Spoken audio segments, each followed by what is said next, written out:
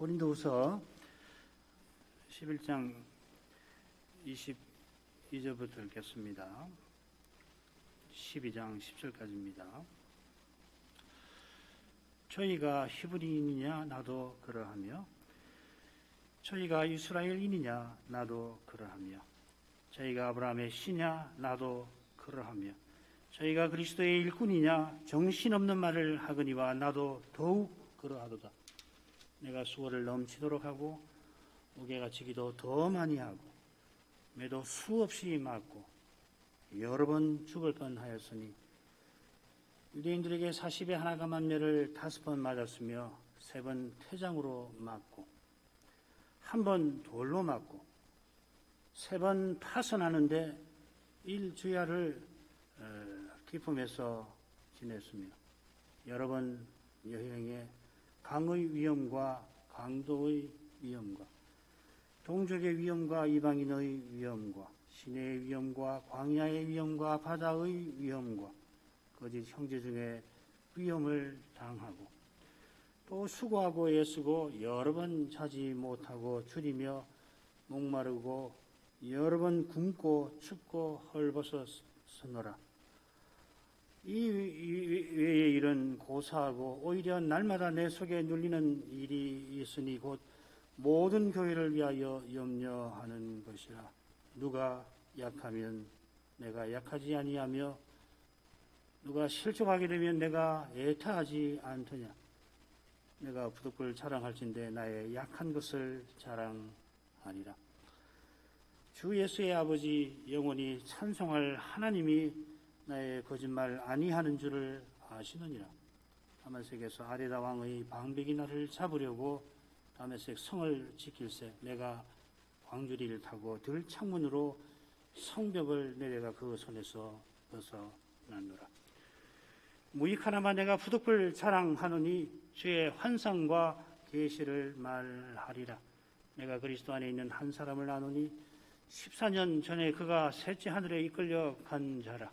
그가 몸 안에 있었는지 몸 밖에 있었는지 나는 모르거니와 하나님은 아시느니라. 내가 이런 사람을 아노니 그가 몸 안에 있었는지 몸 밖에 있었는지 나는 모르거니와 하나님은 아시느니라.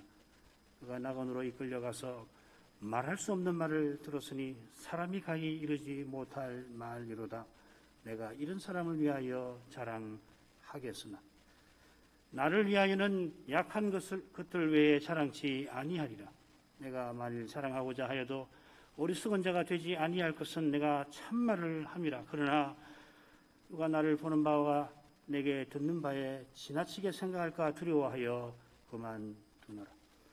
여러 계시를 받은 것이 지극히 크므로 너무 자고하지 않게 하시려고 내 육체에 가시고 사탄의 사자를 주셨으니 이는 나를 쳐서 너무 자고하지 않게 하려 하심이니라. 이것이 내게서 떠나기 위하여 내가 3번 주께 간구하였더니 내게 이르시기를 내 은혜가 내게 족하도다. 이는 내 능력이 약한 데서 온전하여짐이라 하신지라. 이러므로 도리어 크게 기뻐함으로 나의 여러 약한 것에 대하여 자랑하리니 이는 그리스도의 능력으로 내게 머물게 하려 합니다. 그러므로 내가 그리스도를 위하여 약한 것들과 능력과 핍박과 곤란을 기뻐하노니 이는 내가 약할 그때에 곧 강함이니라. 바울 사도는 고린도 교인들이 자기를 어리석은 자로 여기는 줄 잘 안다 하고서 나로 조금 자랑하게 해달라고 청합니다. 참 이런 말 하는 건 사람으로서도 더욱이 사도로서 참 부끄럽고 또 구차합니다마는 이 고린도 교인들이 스스로 지혜롭다 여기기 때문에 똑같이 자랑하여서 어리석은 자, 거짓 사도들을 용납한 탓에 이렇게 주님의 심정을 사도가 품은 것입니다. 이것이 비록 주를 따라 하는 말은 아니지만은 육체를 따라 자랑하는 자들이 있어 사도도 부득불 자랑하려는 겁니다. 고린도 교인들이 어떻게든지 사도의 교훈을 듣도록 하려 그러는 것입니다. 20절까지 살폈는데 21절 마저 살피고 오늘 낭독한 말씀으로 나아가도록 하십시다. 우리가 약한 것 같이 내가 욕되게 말하노라. 그러나 누가 무슨 일에 담대하면 어리석은 말이나마 나도 담대하리라. 사도가 자기가 약했던 것을 욕되게 말하고 있습니다. 약한 것 같이 내가 욕되게 말한다 이렇게 번역되어 있는데 그 번역도 뭐 가능하지만은 동시에 우리가 약했던 것을 내가 욕되게 말한다 이렇게 새기는 게 좋습니다. 우선 두 표현은 약했던 것, 욕된 것 이게 몸의 특징이지요. 셋 중에 둘입니다. 썩음, 욕됨, 약함. 사도가 주님의 심정으로 행한 까닭에 약함과 욕됨을 겪고 있습니다. 이 약함이라는 말이 오늘 낭독한 말씀에 여러 번 나왔지요. 11장 29, 30절에도 나왔고 12장 5절에도 나오고 12장 9절부터 10절에도 나옵니다. 자랑하는데 실은 자기의 약함을 자랑하고 있죠. 사도가 고난을 받아 연약했던 이유가 그리스도의 복음을 전한 데 있습니다마는 그 사실을 지금 욕되게 수치스럽게 말하고 있습니다. 고린도인들이 고난받은 이 사도를 참 자랑스럽게 얘기할 만한데 우리는 그러지 않아요. 참 얼마나 이런 분이 다 있어서 오늘날 우리가 이 복음을 듣는가 참 자랑스럽잖아요. 그런데 거짓 사도들에게 속아서 이 바울의 사도 자격을 의심합니다. 바울이 자기 목숨보다 귀하게 여기는 그렇죠. 사도가 있어서 교회가 서는 거니까 그 자격을 의심하는 겁니다. 거짓 사도들이 지금 바울을 비난하면서 담대하게 자기를 자랑하고 있습니다. 고린도인들을 위하여 그들의 자랑이 어리석은 것이라는 것을 드러내려고 사도가 나도 담대하게 자랑하겠다 합니다. 자랑하는 것 자체는 어리석은 말 하는 것이지만은 고린도인들이 스스로 지혜롭다 여기는 그 어리석음을 깨우치려고 사도도 기꺼이 어리석은 자랑을 하려 하는 겁니다. 늘 하듯이 겸손히 그리스도의 복음과 교훈을 전하려고 해도 고린도인들이 아예 귀를 닫아버리니까 그들이 자랑하는 말을 하면은 귀가 솔깃하니까 자랑의 말을 하겠다 하는 것이지요. 자, 이런 점에 비춰서 오늘 낭독한 줄거리 셋으로 나눠보겠습니다. 11장 22절부터 30절까지 자기가 그리스도 일꾼으로서 고난을 받았다. 내가 어떻게 사도인 걸 아느냐? 고난받은 거다. 그래서 나의 약한 것을 자랑하겠다 하는 거고요. 그런데 31절에 조금 느닷없는 내용이 나와요. 이 다메섹 사건을 언급하면서 내가 거짓말 안 한다. 하나님이 아십니다. 그렇게 조금 느닷없는 말을 하고 다시금 12장 1절부터 10절까지는 자기가 자랑할 것이 많지만은 그 자랑을 하면서 결국 뭘 자랑하냐면 나의 연약함을 자랑했죠. 그죠? 그러니까 이 중간에 다메섹 사건을 언급한 이유가 뭘까를 잘 생각하면 좋겠고요. 그 다음에 11장 22절부터 30절 그리고 12장 1절부터 10절은 소위 비슷한 내용을 다루고 있다 이렇게 생각하시면 좋겠습니다. 자, 용도라고 넘어가지요. 그 11장 22절부터 30절 셋으로 나눌 겁니다. 22, 23절 상반절은 머릿말 같은데 거짓 사도들이 출신을 자랑하는 것을 지적하고서 내가 사도라고 먼저 밝힙니다. 그러고서 사도인 증거로서 고난받는 것을 쭉 29절까지 열거를 하죠. 그리고 맺은 말이 30절인데 내가 나의 연약한 것만 자랑한다 하고서 결론을 짓습니다. 처음 부분 읽겠습니다. 22절, 23절 상반절 읽겠습니다.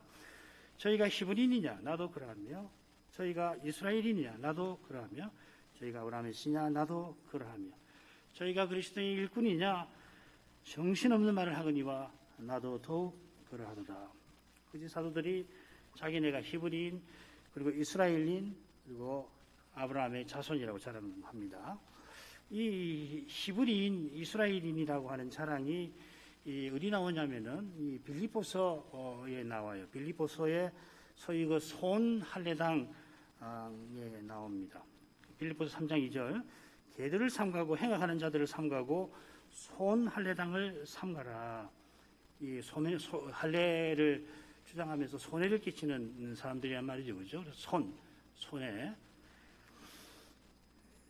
그 손 할례당을 비판하고서 이 사도가 뭐라고 그러냐면 우리는 하나님의 성신으로 봉사하고 그리스도 예수로 자랑하고 육체를 신뢰하지 아니하는데 이런 우리가 진정한 할례당이다. 구약에서 정한 그 할례의 의미를 살아내는 사람들이다. 쉽게 말해서 참 언약 백성이라 이 말이죠. 그처럼 지금 빌립보 교회들어 할례밖에 하는 이들을 손해만 끼치는 이들이다.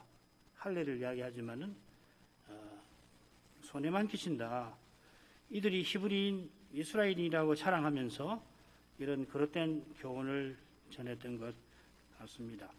사도는 그들을 뭐라고 그러냐면 개들이라 또 행악자들이라 합니다. 이 개나 이 행악자는 이 구약 그 백성들이 이 이방인들을 경멸하며 부르는 이름이죠.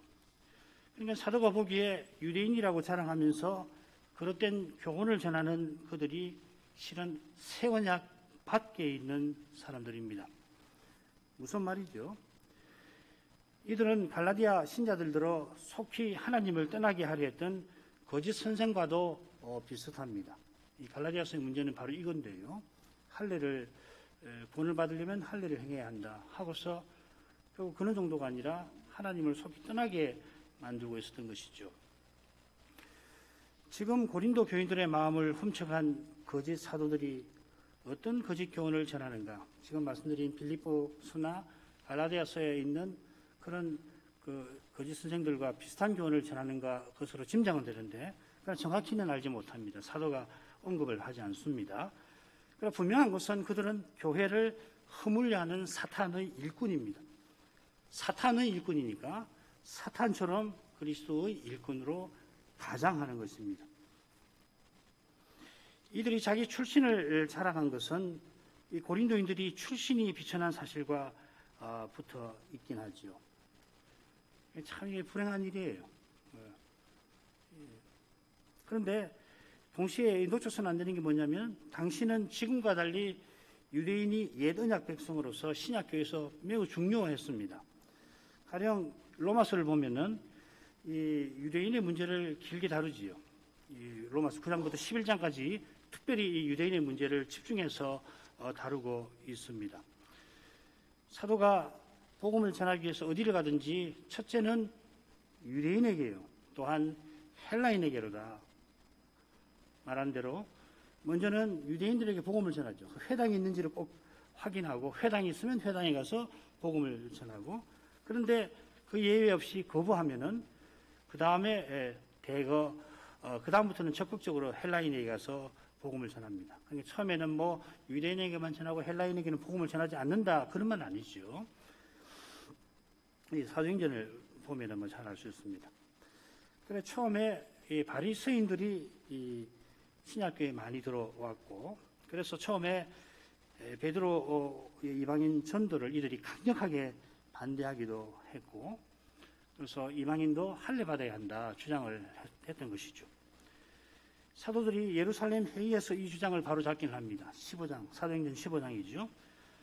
그렇습니다만은 신약교회에 들어왔던 바리새인들 중에는 전에 사람의 영광을 구하던 그 죄를 철저히 회개하지 않고서 지금 온 세상에 영혼의 불처럼 퍼져가는 신약교회에서 이전처럼 육체로 행하던 이들이 있었던 것 같습니다. 그들이 유대인의 특권을 내세우며 자기들이 특권적인 사람들이라고 떠벌렸던 것 같습니다. 고린도인들이 자기의 비천한 신분에 열등감을 여전히 느끼고 있다가 거짓 사도들의 헛된 자랑에 그만 마음이 뺏기고 만 것입니다. 그러니까 열등감을 벗어나려고 기회가 있으면 늘 노리가 있는데 이들이 와서 자랑하니까 저 사람들과 친해서 편성해서 우리의 이 열등한 출신을 넘어서고자 하는 거겠죠. 참 불행한 겁니다. 그리스도의 몸과 지체로 삼아주신 그 은혜를 제대로 깨닫는다면 이 세상에서 가장 높은 신분이라도 그것을 해로 여길 정도입니다. 장차 그리스도와 같아지게 하실 약속을 바라보며 기꺼이 시궁창의 찌꺼기 같은 대접을 감내할 수 있게 될 것입니다. 그리스도의 부활을 제대로 안다면은 자기 십자가를 지고 주님을 기꺼이 좇지만은 복음의 거룩한 빛을 보지 못하면 결국 이 세상에서 이루지 못한 그것을 교회에 들어와서 헛되게 이루려 할 것입니다. 그들에게 교회는 기독교의 옷을 입은 세상에 불과한 것입니다. 세상에서 늘 하던 그런 일을 그저 그리스도교, 기독교의 이름으로 할 뿐이죠. 사도는 정신없는 말을 한다 하고서 나도 더욱 그러하다 합니다. 히브리인, 이스라엘인, 또 아브라함의 씨 얘기할 때는 나도 그렇다 합니다만은 거짓 사도들이 그리스도의 일꾼이라 하는 것에 대해서는 나는 더욱 그러하다 합니다. 사도가 그리스도의 일꾼을 어떻게 생각하는지를 잘 보여주고 있습니다. 다른 거 다 양보할 수 있어도 그리스도의 일꾼인 그 점에서는 양보할 생각이 없는 겁니다. 왜 그런가 하면은 그리스도의 명예가 걸려 있어서 그렇고 교회의 운명이 달려 있어서 그렇습니다. 사도는 그리스도를 얻기 위해서 모든 것을 기꺼이 버립니다. 그래 수치를 무릅쓸 수 있는 것이 정신없는, 정신 나간 말이란 말이죠. 정신 나간 말을 하거니와 이어서 사도는 자기가 사도인 증거를 쭉 말합니다. 정말 이 상세하게 살펴보고 싶은 내용입니다. 시간이 있고 기회가 있다면은 어떤 권한을 받았는가, 어디서 받았는가 이런 것을 자세히 살피고 그 사도를 본받고 싶습니다만은 우선은 다음 개략적인 내용만 살피도록 하십시다. 크게는 고난과 염려로 나누어 살필 수가 있을 것 같아요. 23절부터 27절까지는 고난에 관한 내용이고 28, 29절은 이제 염려에 관한 그 부분입니다. 붙어 있긴 하죠. 먼저 23절 하반절부터 27절까지를 먼저 읽어보죠.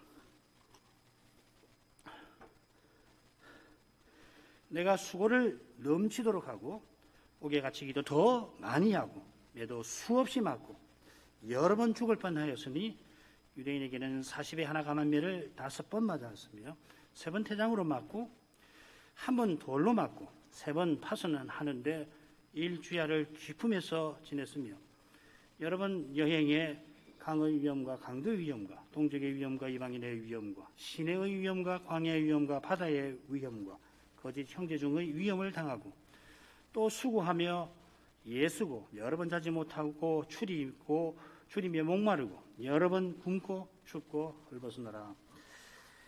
많은 고난이 언급되어 있는데 우선 23절 처음에 수고라는 말이 나오고 27절에 같은 표현이 나옵니다. 그러니까 23절 하반절과 27절은 둘 다 일반적인 진술, 고난에 대한 일반적인 진술이고 반면에 중간에는 매우 구체적인 이 고난들이 열거가 되어 있죠. 종류나 횟수나 이런 것이 매우 구체적으로 열거가 되어 있습니다. 일반적인 진술을 한번 보십시다. 수고, 옥에 갇히는 거, 매맞음, 죽을 뻔한 거, 수고하고 애쓰는 거, 자지 못하는 거, 목마른 거, 먹지 못하는 거, 춥고 헐벗음이 나오는데 이 목록이 고린도후서 6장에 처음 나오는 그 10가지 고난과 아주 비슷합니다. 읽어보겠습니다. 많이 견디는 것과 환난, 궁핍, 곤난, 매맞음, 갇힘, 요란한 것, 수고로움, 자지 못함, 먹지 못함.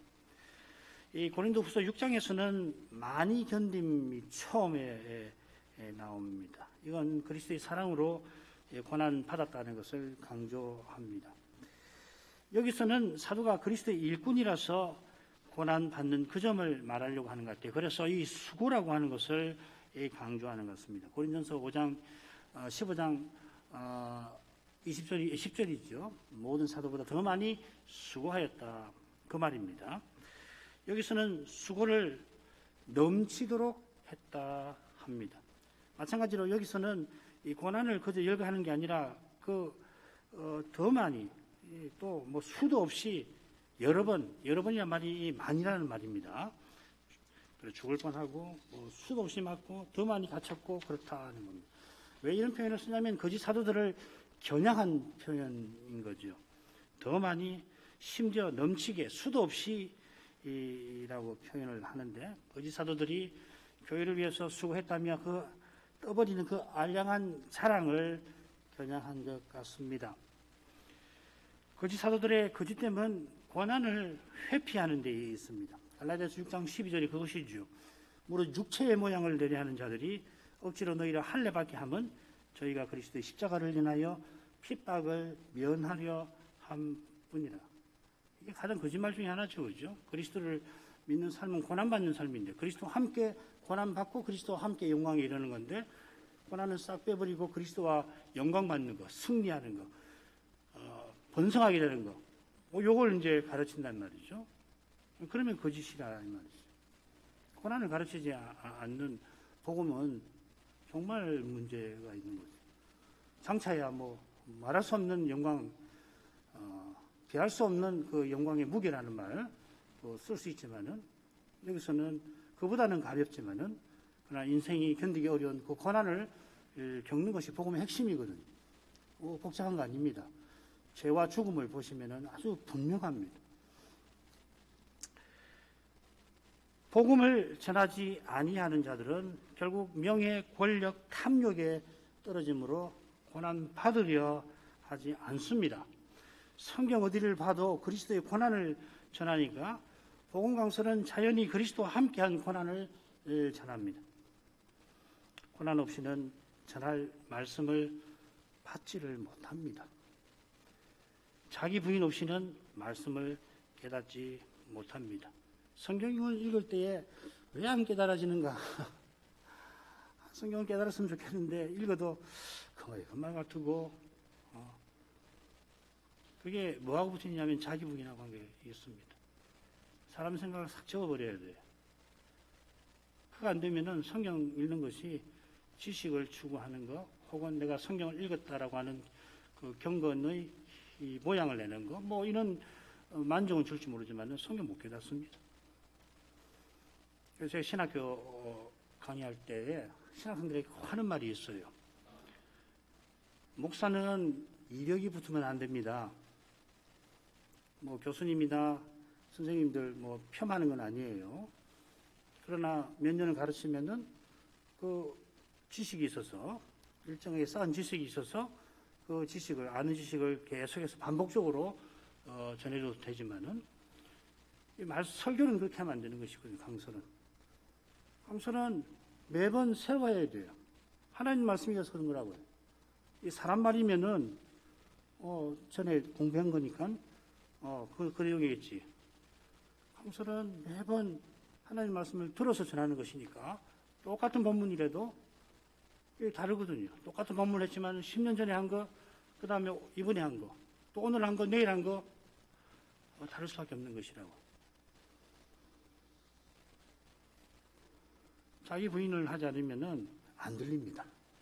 읽지만은 들리지가 않아요. 하나님께서 하시는 말씀이 있는데 자기 생각이 있으면 그게 들리나요? 안 들리죠. 앞에 나오는 수고는 대개 사람들에게 물리적으로 당하는 핍박들이지요. 뒤에 나오는 수고는 대체로 사람의 근본 욕구와 관련해서 당하는 어려움들을 이렇게 배치해 놓고 있습니다. 안팎으로 어려움을 당한 것이죠. 자, 이어 물리적 핍박의 구체적인 예들을 나열하는데 보면 줄거리가 있어요. 5개가 먼저 나오는데 처음 나중 둘은 서로 비슷한 거지요. 채찍질 당하는 거, 폐장으로 맞는 거. 우리말은 매를 맞는다고 돼 있죠. 채찍질인데 매나 채찍질이나 같은 거니까. 그리고 3차례 파선하는 거. 그래서 일주야를 물속에 잠긴 상태로 있는 거 서로 붙어 있죠. 중간에 뭐가 있냐면 돌 맞는 이야기가 나옵니다. 한 번 돌을 맞았죠. 뭘 강조하는지 우리가 알 수가 있습니다. 40에 하나 감한 이 채찍질은 유대교 공예에서 이 사형 다음으로 무거운 형벌입니다. 40에 하나를 감하는 이유가 뭐냐면 너무 이 채찍질이 힘든 것이라 잘못하면 사람이 죽을 수도 있고, 그 다음에 이 신명기 25장이 나오는데 뭐라고 되어 있냐면은 40 이상 때리지 말라고 하는 이유가 뭐냐면은 너의 형제로 천히 여김을 받게 할 수가 있어서 그렇다는 겁니다. 사람이 저를 벌하되 사람의 그 촌놈을 짐승을 때리듯이 그렇게 하지 말라 한 겁니다. 말씀드린 대로 이 형벌은 유대인의 법정에서 내리는 겁니다. 반면에 세 차례 만든 태형은 로마인의 법정에서 내리는 겁니다. 이 태장은 로마 시민에게는 내리지 않는 거, 로마 시민이 아닌 백성들에게 또 노예에게 내리는 건데, 로마 시민인 바울이 당했습니다. 빌립보에서 그런 일이 있었죠. 자기가 로마 시민인데 그걸 모르는 그 up장들이 바울 사도를 매로 때렸습니다. 사도가 억울하게 매를 맞았는데 그 이유는 뭐냐면 귀신 들린 이 여종에게서 귀신을 쫓아낸 그 선행에 있고 또 복음을 전한 데 있습니다. 유대인의 법정에서 무서운 채찍질 당한 이유도 결국 같은 것이죠. 그보다 더한 형벌이 돌로 사람을 치는 겁니다. 이 돌로 치는 형벌은 특별히 거짓 선지자에게 내리는 벌입니다. 1차 선교 여행 때 그런 일이 있었죠. 루스드라에서 이 무참한 일을 당했습니다. 그때 사도가 루스드라에서 발을 쓰지 못하는 일을 걷게 하고 이 일로 복음을 전할 수 있게 되었습니다마는 시기한 유대인들이 돌로 쳐서 바울을 죽였습니다. 죽을 뻔, 그러니까 이게 정말 죽었느냐 죽지 않았느냐 뭐 이론이 있습니다만은 저는 돌로 맞아 죽은 것 같아요. 왜냐하면은 이 돌에 맞아서 쓰러져 있는 바울을 성 밖에 끌어냈다고 되어 있거든요. 그건 뭐냐면 유대인들이 바울이 죽은 것을 확인했다는 뜻입니다. 그런데 하나님께서 그를 살리셨습니다. 놀랍게 그렇게 돌에 맞은 사람이 살아날 뿐만 아니라 그 이튿날 도배로 복음 전하러 갈 수 있게 하셨습니다. 이어 세 차례 파손한 일을 말합니다. 그가 파손한 일이 사도행전 27장에 한번 나오죠. 그때 뭐라고 되어 있냐면 여러 날 해와 달이 보이지 않고 큰 풍랑이 그대로 있음에 이렇게 기록되어 있습니다. 이게 아마 일주야라는 말은 일주일이 아니고요. 하루 밤 낮밤이라는 말입니다. 주석을 보니까 어떤 분은 오해해가지고 일주일을 바닷속에 있었다고 그렇게 해석하는 분이 있는데 하루 낮밤이죠. 주야. 깊음 가운데 지냈다는 것이 그때 사건일지도 모릅니다. 그때 뭐라고 했냐면 구원의 여망이 다 없어졌더라. 꼼짝없이 이제 죽었구나 할 만큼 심각했습니다. 로마를 방문해서 스페인으로 가서 복음을 전하러 가는 그 길인데 이런 고난을 사도가 겪은 겁니다. 이방 땅에 복음 전하는 일 자체가 힘드니까 전하러 가는 그 길은 조금 편안하게 해주실 만도 한데 하나님은 그리 아니하셨습니다. 이 파손으로 사도가 멜리데, 오늘 그 몰타라고 하는데 아시죠? 그죠? 그 몰타에서 석 달을 지내는데 섬의 통치자 이 보블리오의 아버지의 병을 고쳐줍니다. 이 일로 인해 가지고서 이 석 달 동안 그곳에 잘 지낼 수 있고 로마로 가는데 큰 도움을 얻습니다만은 더 중요한 것은 뭐냐면 사도가 이 석 달 동안 그곳에 있었는데 거기에 그 교회가 섭니다. 최근에 제가 들은 이야기인데 어느 목사님에게 들은 이야기인데 이 섬의 통치자가 말씀 사역자가 되어서 그러니까 섬이 크진 않아요. 아주 조그만 섬인데 섬의 모든 백성이 믿음을 가지게 되었고 그 이후로도 계속해서 이 기독교 교회가 융성했는데 최근에 통계 하나 뭐 이건 뭐 결정적인 절대적인 건 아닙니다. 이 교회의 그 밀집도라고 하는 거, 제곱킬로미터 입방미터 안에 교회가 몇 개 있느냐 하는 건데 놀랍게도 1평방 킬로미터당 하나의 예배당이 있습니다. 한국도 만만치 않죠. 제 통계가 맞다면은 한국 한 절반 정도 되는 것 같아요. 2킬로 평방킬로미터당 하나가 있습니다. 그래서 지금 굉장히 교회가 많이 줄고 있습니다. 아무튼지 바울 사도가 여러 해 머물며 복음을 전한 곳은 아직까지 교회가 남아있는 곳이 거의 없는 사실에 비추면은 참 하나님 하시는 일은 사람의 생각을 넘어서는구나. 잠시 머물다가 간 그곳에서는 교회가 끊어지지 않고, 유럽사를 보면은 이 터키 해계도 공격이 심하잖아요. 투르크 제국이나 오스만 투르크 제국이 공격하고 그러는데, 그때도 이 몰타는 믿음으로 그런 큰 위험을 이긴 기록도 있고 그런 줄로 알고 있습니다. 자, 사도가 이어서 온갖 위험을 언급합니다. 많은 여행에 겪은 위험을 8가지로 언급을 합니다. 강의 위험, 강도 위험, 동족의 위험, 이방인의 위험, 신행의 위험, 광야의 위험, 바다의 위험, 거짓 형제의 위험, 이렇게 8가지입니다. 물론 이 여러 위험이 질서 없이 좀 나열된 것 같기도 한데, 이 원문을 보면 조금 쉽습니다. 처음 둘하고 나중 6이 표현이 조금 다릅니다. 강의 위험과 강도 위험이 이 표현이 조금 다르고요. 그 다음에 나머지 6은 똑같은 표현법으로 되어 있습니다. 그러니까 처음 들은 사도가 겪은 위험의 일반적인 종류를 가리키는 것 아닌가 하는 생각이 들기도 해요. 강의 위험은 자연 환경과 관련해서 겪는 위험을, 강도 위험은 사람들과 관련해서 겪는 위험을 대표하는 듯도 합니다. 이어서 보면은 사람들과 관련해서 겪은 위험이 앞뒤로 나오죠. 동족의 위험, 이방인의 위험, 그리고 마지막에 거짓 형제의 위험. 중간에 이 자연 환경, 시내, 그다음에 광야, 바다, 지역과 관련된 위험이 나오는 것 같습니다. 자, 우선 이 강의 위험은 1차 선교 여행을 떠오르게 했습니다.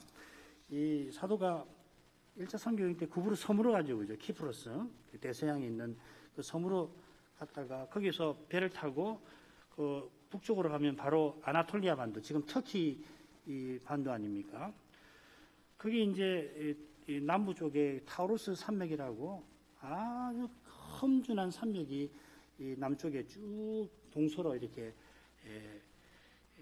관통해서 있습니다. 그 이 산맥을 관통해서 이 내지로 올라가게 되는데, 당연히 그 골짜기를 지나면 경류가 있고, 그리고 대개 그곳에 보면은 길목에 강도들이 있잖아요.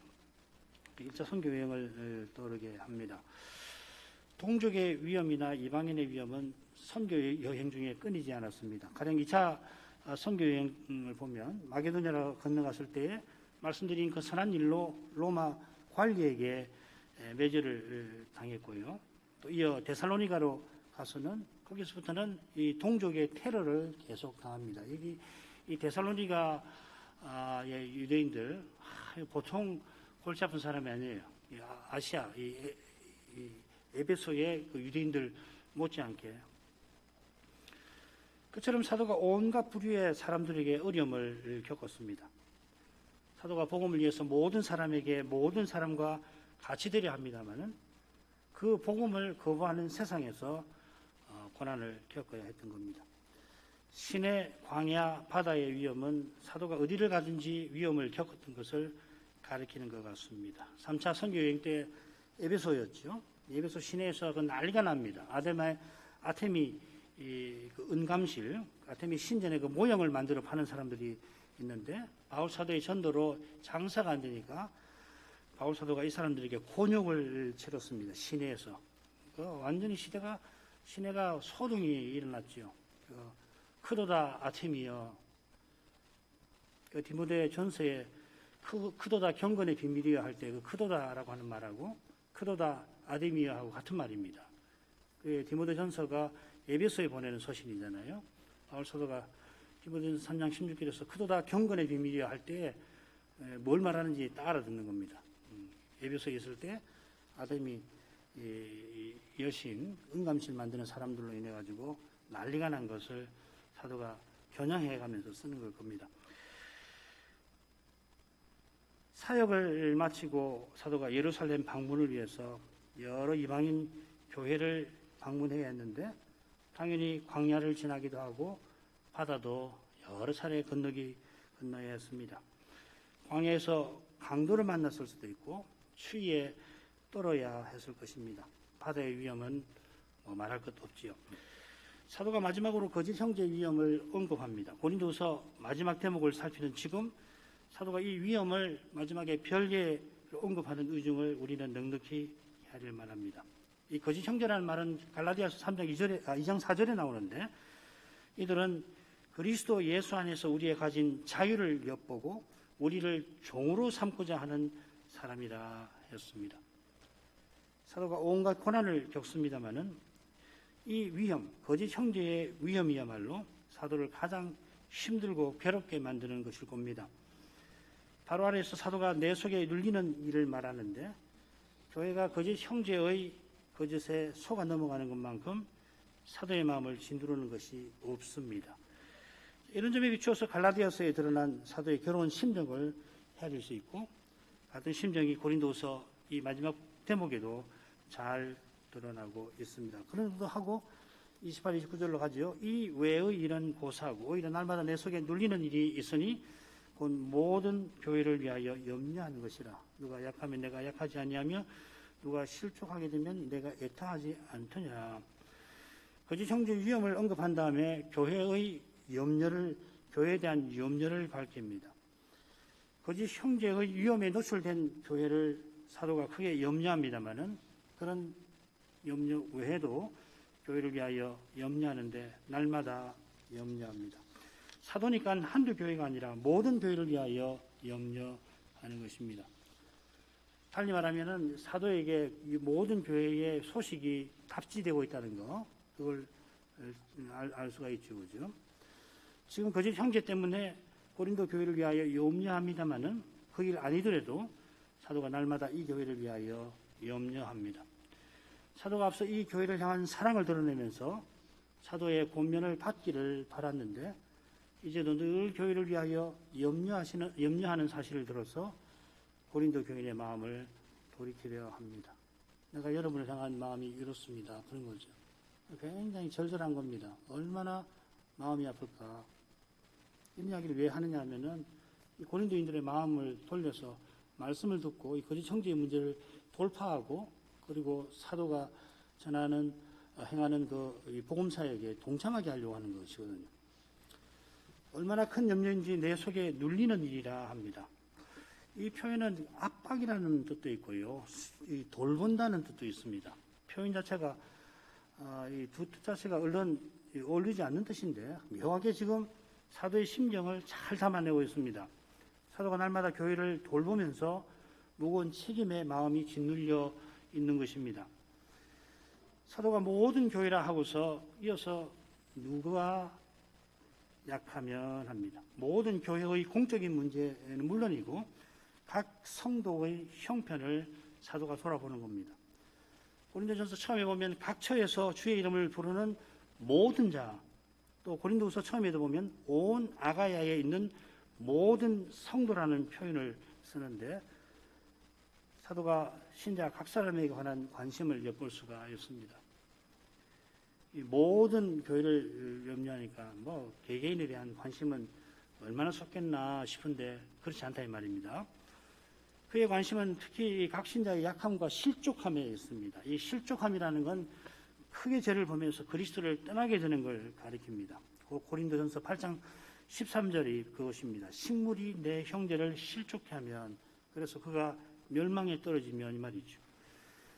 자기는 부활에 이미 이르렀다 하고서 이전처럼 우상 제사에 마음대로 참여해서 우상 섬기는 사람들과 한자리에서 재물을 먹는데 그걸 본 어떤 약한 교인이 따라하다가 멸망하게 되는 그것을 가리켜서 실족하게 된다 하였습니다. 여기 멸망하게 되는 사람을 약한 자라고 또 표현했죠. 이처럼 믿음에 굳게 서지 못한 사람을 가리켜서 누가 약하면 하는 것입니다. 이 병든 것도 이야기할 수 있는데 그보다는 문맥을 보면 믿음에 굳게 서지 못한 경우 같습니다. 그런 사람을 보면 사도도 약합니다. 어떻게 그런 것도 몰라가지고서 저렇게 사람이 약하단 말인가. 나무라는 마음이 아니라 그의 어려움을 보고 큰 염려에 십사인은 그러한 마음인 겁니다.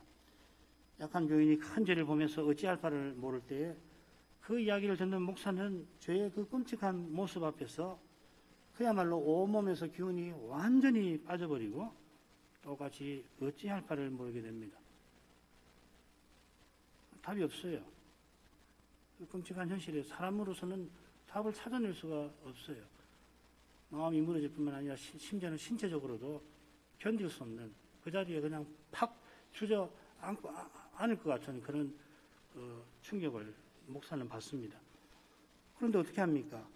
목사니까 속으로 주님의 무한자비하심과 도우심을 간절히 구하며 이 무서운 죄와 처절하게 싸워서 해결할 길을 찾아야죠.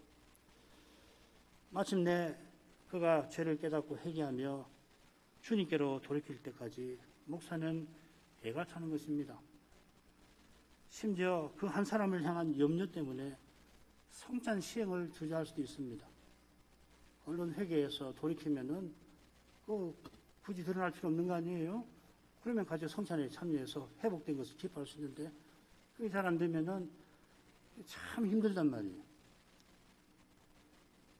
때때로는 그런 일이 있을 수 있습니다. 일개 목사도 이런 마음이니 사도는 뭐 말할 것도 없을 겁니다. 너희는 나를 본받으라 할 만큼 주를 본받는 그런 사도니 모든 교회를 돌보는 위치지만은 교인 한 사람 한 사람을 보살피고 있습니다.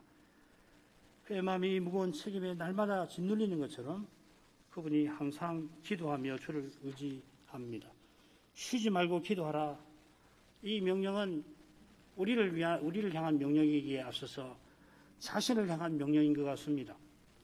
주님만이 사도의 염려를 아시고 그 염려에서 사도를 벗어나게 하실 수가 있으니까요.